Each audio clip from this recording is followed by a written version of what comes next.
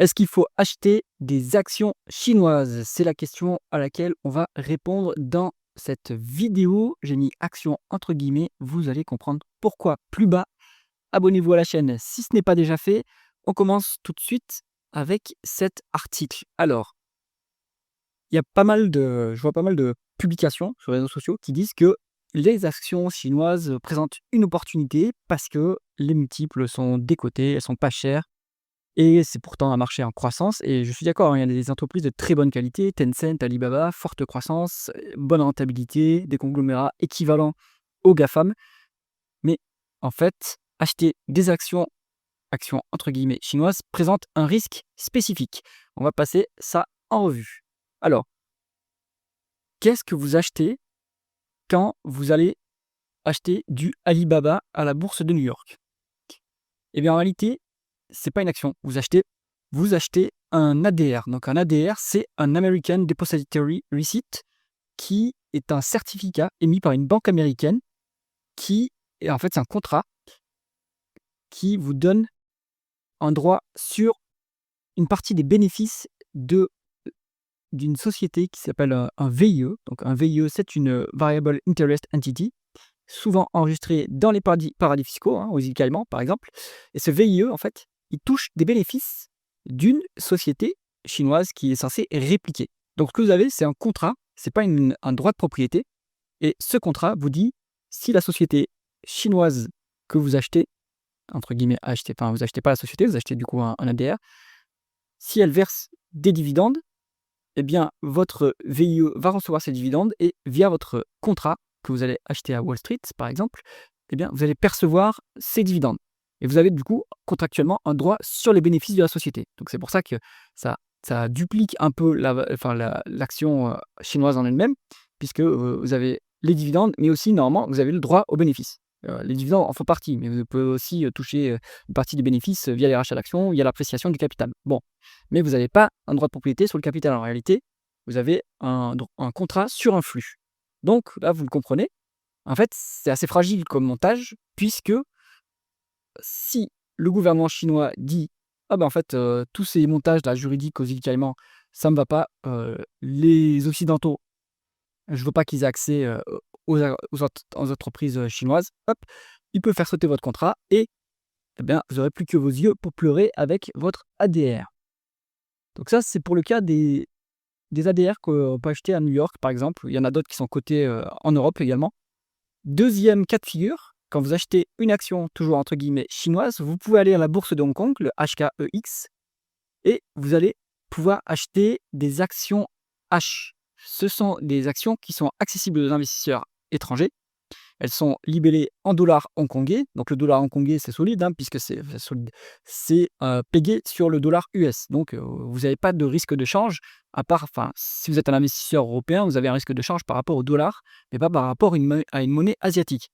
Oui, mais en fait, c'est partiellement vrai. Parce que une action H, elle réplique les actions A qui sont cotées à la bourse de Shanghai ou de Shenzhen. Et ces actions A, elles sont uniquement accessibles aux investisseurs chinois. Donc, vous avez un risque de change entre le dollar hongkongais et le renminbi, la monnaie chinoise. Donc déjà, ça entraîne une décote sur votre action H et vous avez accès au marché chinois via ce qui s'appelle le Stock Connect. Donc c'est, le lien entre la bourse de Hong Kong et la bourse de Shanghai ou de Shenzhen. Mais que peut-il passer? Bah, du jour au lendemain, le gouvernement chinois peut dire: «Ah bah, en fait, les actions H, bah, moi ça si je veux pas qu'elles continuent à donner un droit de propriété sur les actions A, donc je coupe ce lien-là, je coupe la connexion entre la bourse de Hong Kong et la bourse de Shanghai ou de Shenzhen et donc toujours pareil, vous aurez plus que vos yeux pour pleurer avec vos actions H». Bon, du coup, dans les 2 cas de figure qu'on a vus ici, c'est quand même plutôt fragile, hein, comme comme propriété sur finalement un contrat et pas un droit de propriété. Maintenant, je vais vous faire une illustration de qu'est-ce qui se passe justement quand un pays dans lequel vous détenez des «actions» entre guillemets, non mais en fait c'est souvent des ADR ou assimilés, qu'est-ce qui se passe quand ce pays devient un ennemi de l'Occident? Ah bah là, je vous raconte une histoire personnelle. À la mi-2021, j'avais analysé le marché, je m'étais dit, dès 2020, en mars 2020, quand le pétrole était à un prix de cotation négatif, le WTI, je m'étais dit: «Bah, le pétrole va pas rester indéfiniment à 0, la croissance va reprendre» et donc à la mi-2021, il commençait à avoir une forte reprise des cours de l'énergie et de l'inflation. Donc je me dis: «Je vais m'exposer à ce secteur-là». Comment je fais? Je vois qu'il y a bon, je m'expose via un fonds, mais aussi je me dis: «Ah, il y a peut-être une opportunité sur les pétroliers russes, les gazières pétrolières russes» et donc je me suis décidé à investir dans Gazprom. Évidemment, pour pouvoir acheter l'action en direct, il faut aller à la bourse de Moscou. Alors mon courtier ne me donne pas accès à cette bourse-là. Qu'à cela ne tienne, je me dis: «Bon, ben en fait, il y a, l'action entre guillemets qui est cotée à la bourse de Londres». À l'époque d'ailleurs, je pensais acheter une action, mais en réalité, c'est pas du tout une action que j'ai achetée, c'est un GDR, c'est un Global Depository Receipt. C'est l'équivalent de l'ADR. Celui-ci était coté à la bourse de Londres. Donc super, je me dis: «Je peux y accéder». En plus, c'est coté en dollars, donc pas de risque de change. C'est partiellement vrai également, hein, puisque Gazprom, fait ses profits en roubles. Après, quand en fait, l'action, le contrat converti en dollars, donc il y a quand même un risque de change. Donc là, je me dis: «Bon, bah, sans pouvoir accéder au marché russe, je peux m'exposer à Gazprom, ça m'a l'air intéressant». Pendant plusieurs mois, tout se passe bien, pendant 6 mois, 7-8 mois, le cours de l'action, le cours du JDR plutôt, continue à monter et mon investissement s'apprécie. Donc là, bon, bah, je suis content et puis en mars 2022, invasion de l'Ukraine. Alors là, ça continue, quand même à vivre, à monter un petit peu et puis le 13 juin 2022, plus rien et donc là, je vous ai mis une capture d'écran de mon courtier, hein et donc ça, c'est ma position sur le GDR Gazprom. Donc on voit, hein, coté à la bourse de Londres, c'est en dollars US et là, ça bouge plus. 13/06/2022. Donc, qu'est-ce qui s'est passé? Eh bien, mon GDR a été délisté de la bourse de Londres à cause des sanctions internationales. Donc, bah, j'ai toujours une ligne, mais elle bouge plus et théoriquement, je pourrais aller, essayer de récupérer des actions à la bourse de Moscou, mais donc il va falloir, faire les démarches. Bon, la somme est pas si importante que ça pour que ça vaille le coup, mais du coup, c'est une, leçon assez violente que j'ai pris. Investir dans les titres comme les JDR ou les ADR, même si c'est des bourses, qui sont, plutôt solides, hein, ça a aucun rapport en fait que ça soit une bourse solide ou pas.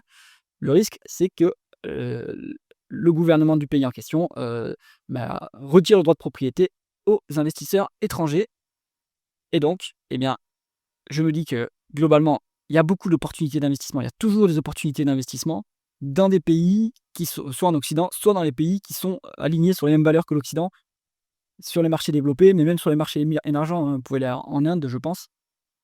Bon, bah, je me dis, en final, est-ce que ça vaut vraiment la peine d'aller prendre un risque supplémentaire sur, les marchés chinois, par exemple, les marchés russes ou potentiellement le Vietnam qui va commencer à être dans la liste des pays émergents, qui est plus dans un pays frontière bientôt?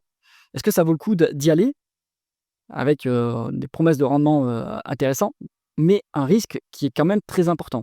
Donc la question, heu, reste entière, hein. Moi, du coup, je n'investirai plus sur ce type de support et c'est, à vous de prendre ça en considération, mais gardez bien en tête que quand vous achetez des actions chinoises, russes, enfin de pays qui sont théoriquement non accessibles aux investisseurs étrangers, gardez en tête que ce n'est pas une action, c'est un GDR, un ADR, un dérivé d'action et que ce droit de propriété est assez fragile et il faut se poser la question: «Est-ce que ça en vaut vraiment la peine?» J'espère que cette, vidéo de partage d'expérience vous a intéressé. Si c'est le cas, mettez un pouce vers le haut et pensez à vous abonner à la chaîne. À bientôt.